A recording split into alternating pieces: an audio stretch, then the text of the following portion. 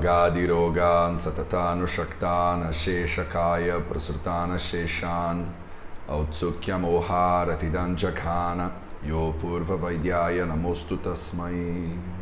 Bonjour à tous, je suis Rita de la chaîne Ayurnatur et aujourd'hui en collaboration avec Mateusz Macedo de la chaîne Vie de Veda, nous allons continuer nos études de l'Ashtanga Hridayam, Sutrasthana, le premier chapitre et aujourd'hui on va voir les shlokas numéro 30 et 31.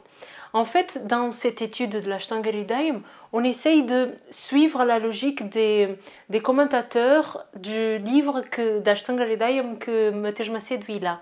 Et donc, vous avez vu jusqu'à présent, parfois, on a juste expliqué et translittéré un demi-shloka. Et parfois, les auteurs, les commentateurs, ils vont prendre 2 shlokas et parfois même 5 ou 6 shlokas d'un coup pour que le commentaire il soit plus précis et plus adapté. Et donc, comme on est en train de suivre cet ouvrage que Mateusz Macedo a utilisé, parfois on va avoir plusieurs shlokas ensemble. Donc, c'est le cas de cette vidéo qui va forcément être un petit peu plus longue parce que à la place d'un shloka ou un demi-shloka comme on l'a fait jusqu'à présent, on va aujourd'hui voir 2 shlokas d'affilée.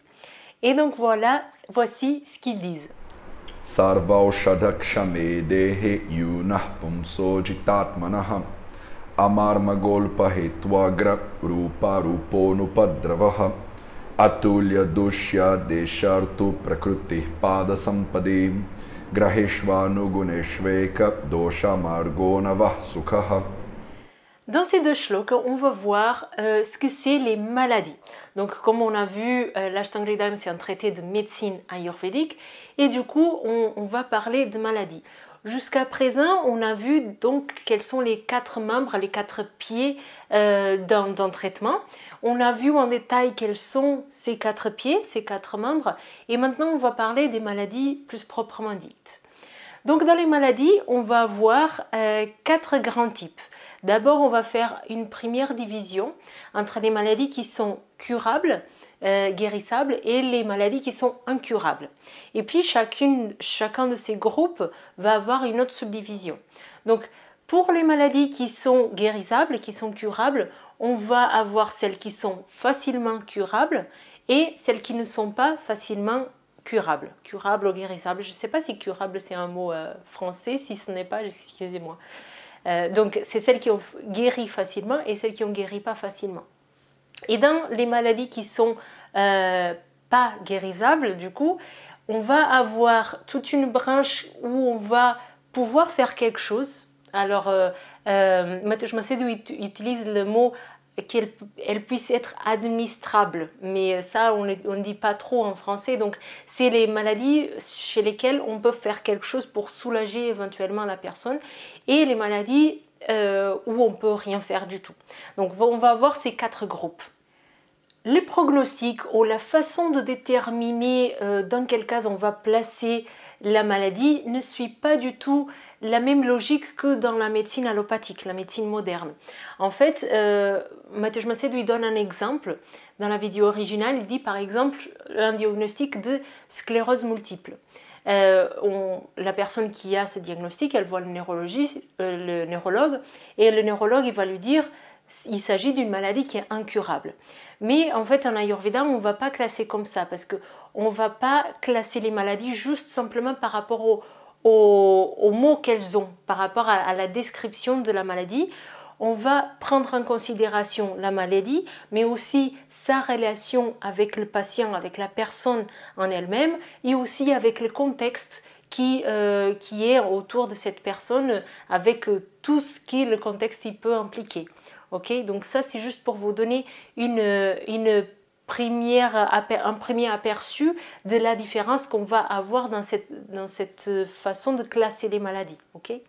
Donc ce qui détermine si la maladie est curable, si la maladie est guérissable ou pas, c'est pas la maladie en elle-même, mais c'est sa relation avec la personne qui porte la maladie et le contexte qui est autour. Okay? Maintenant, on va voir mot par mot. Sarva Aushadha. Sarva, c'est tous. Aushadha, c'est les remèdes. Kshame, kshama. Kshama, c'est la capacité de tenir sur le long terme. Idehe, deha. Deha signifie le corps. Donc, quand le corps a la capacité de tenir pendant longtemps les traitements, les remèdes, Yunaha. Yunaha. Et là, Matej Macedoui nous dit, Yunaha, c'est un mot qu'il ne connaît pas et que du coup, il a essayé de chercher et qu'il n'a pas trouvé. Et c'est là qu'il dit que d'où vient la valeur de suivre les commentaires qu'il est en train de suivre. Parce que du coup, il va regarder dans les commentaires, il y a déjà 2 commentaires à propos de ce mot, Yunaha. Et voici ce qu'ils disent les commentaires. Vayasyasya, vayasya, taruna setyartaha, ityartaha. Ityartaha, c'est en ayant la même signification. La même signification de quoi? De taruna, de jeunesse. Alors, yunaha signifie jeune. Donc, si la personne est jeune, pumpsa, si elle est un homme, donc si cette personne est jeune et qui est un homme, jitatmanaha, s'il a de l'autocontrôle, Amarmagaha. amarmagaha. Marma, ce sont les points vitaux, en fait. Ce sont des points vitaux du corps que si ils sont perforés ou s'il y a un problème au niveau de ces organes ou de ces points, la personne décède. Donc le cœur, par exemple, c'est un marma. La vessie, c'est un marma. Après, on a d'autres points qui sont des marmas. Ok? Donc, amarmagaha, ça veut dire que si la maladie n'a pas affecté ces points marma. Hetu agrarupa rupaha. Alpa signifie peu, insignifiant. Quelque chose qui est insignifiant. Hetu, c'est la cause, l'étiologie, à la racine du problème. Agrarupa, ce sont les symptômes qui viennent avant les symptômes, les symptômes préliminaires, si on peut dire comme ça. Rupa, ce sont les symptômes en eux-mêmes. Ça veut dire quoi? Ça veut dire que quand l'étiologie du problème, plus les symptômes préliminaires et les symptômes sont alpa, insignifiants, et puis il continue. Anupadravaha. Upadrava, ce sont les complications. Alors, anupadravaha, c'est quand il n'y a pas de complications. Atulya dusha deshartu prakrutihi. Atulya, c'est que c'est différent. Il y a des choses qui ne sont pas en train de se mettre ensemble, de se mélanger bien. Dushya, ce sont les dhatus, ces substances, ces tissus qui soutiennent le corps, ces structures qui soutiennent le corps. Desha, l'endroit, l'environnement, le local. Rutu, la saison de l'année. Prakrutihi, la constitution de la personne. Donc comme vous voyez, il y a de nombreux sujets, de nombreux termes qu'on a déjà vus dans les shlokas auparavant. Et c'est pour ça qu'à ce moment-là, Matej Macedoui fait une parenthèse et dit, vous voyez, c'est pour ça qu'on avance doucement chaque semaine à faire petit shloka par petit shloka, des petits pas par petits pas, parce qu'on rajoute des couches de connaissances et que maintenant on commence à arriver à un degré de complexité où on ne peut plus s'arrêter à chaque mot et expliquer tout. Et donc si jamais il y a des choses, des termes maintenant que vous n'avez pas captés ou que vous n'avez pas, que vous avez besoin de réviser, je vous invite vraiment à aller voir dans les vidéos qui sont juste avant, à revoir même toute la série de l'Ashtanga Hridayam depuis qu'on l'a commencé ensemble, parce que vous allez retrouver vos réponses, parce qu'on va rentrer de plus en plus dans des couches de connaissances et ça va devenir de plus en plus complexe, donc on ne peut pas à chaque fois expliquer chaque petit mot. Voilà. Alors, quand la prakriti, notre constitution de base, c'est-à-dire les doshas qui nous constituent, les dhatus, c'est-à-dire les structures qui soutiennent le corps, les saisons de l'année et le contexte, la situation, le contexte, l'environnement ne sont pas en train de contribuer à générer des problèmes.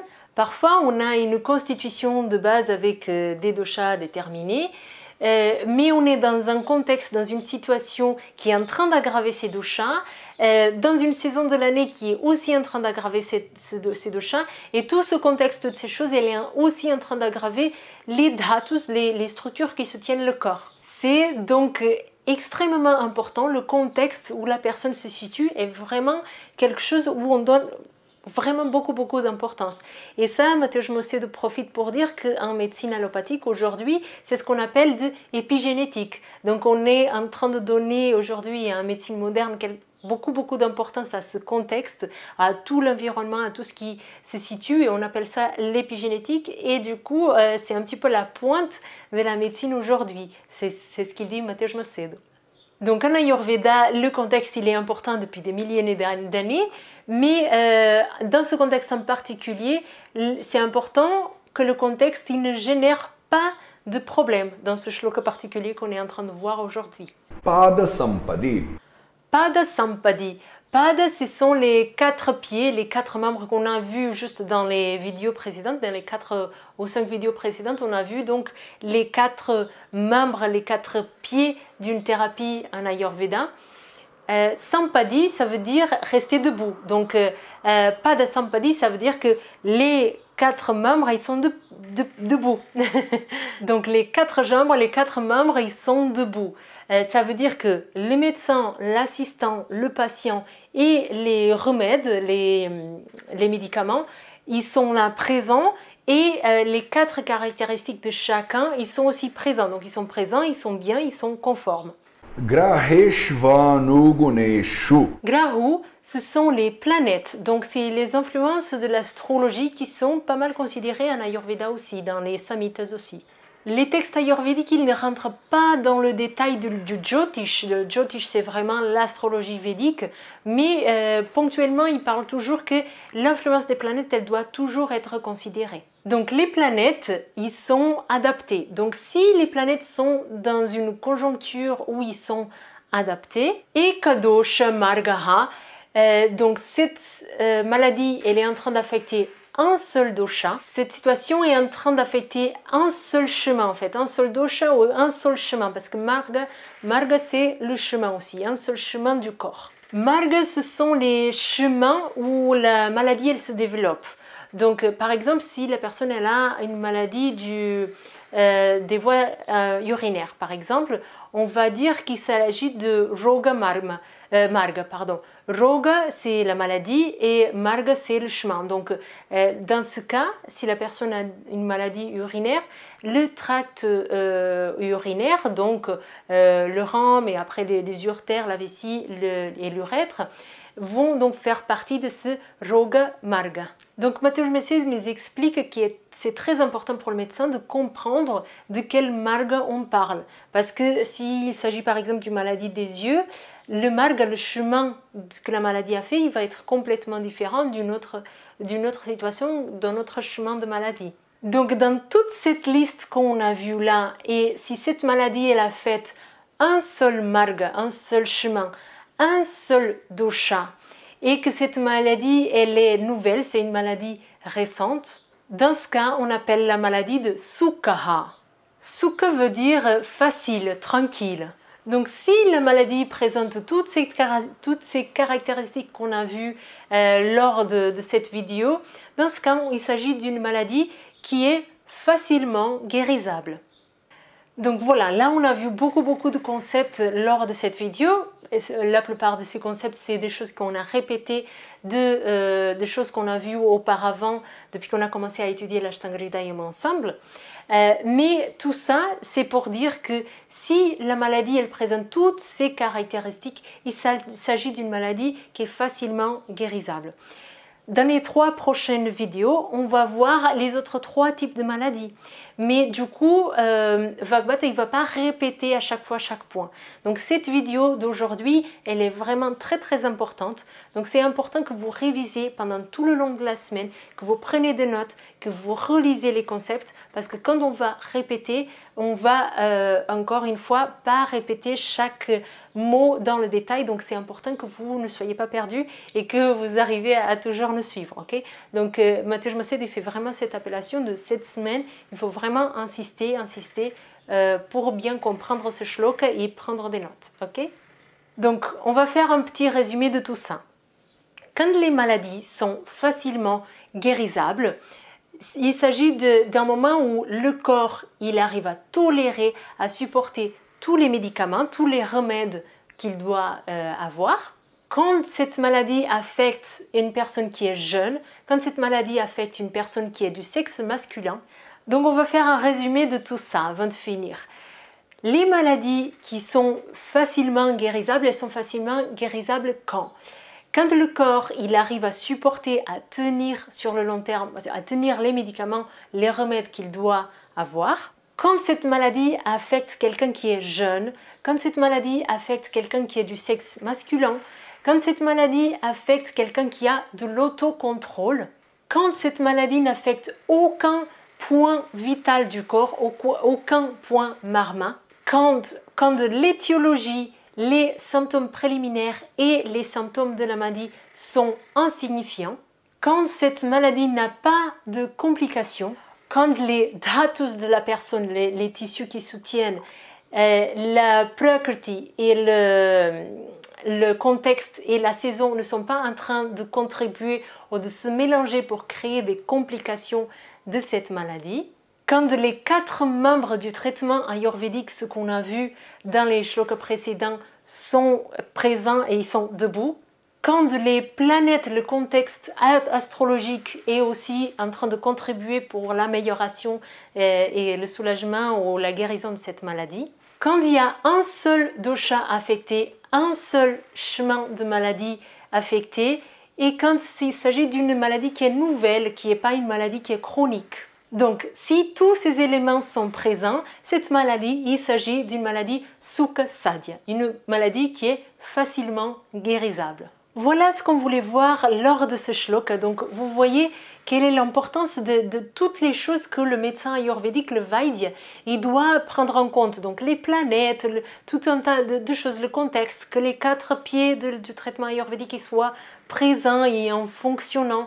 Voilà, donc là, c'est clair que toutes ces activités, c'est quelque chose qui doit être fait par le Vaidya et pas par l'assistant, par exemple, qui n'a pas la capacité de le faire. Donc, j'espère que ce shloka soit clair, même si ces 2 shlokas d'ailleurs soient clairs, même s'ils ont été un peu longs. N'hésitez pas à les revoir et revoir, à prendre des notes sur tous les concepts qu'on a vus aujourd'hui. Et lors des 3 prochaines vidéos, on va continuer avec cette classification des maladies. Voilà, je vous dis à la prochaine vidéo, la semaine prochaine, pour continuer nos études de l'Ashtanga Hridayam. Merci.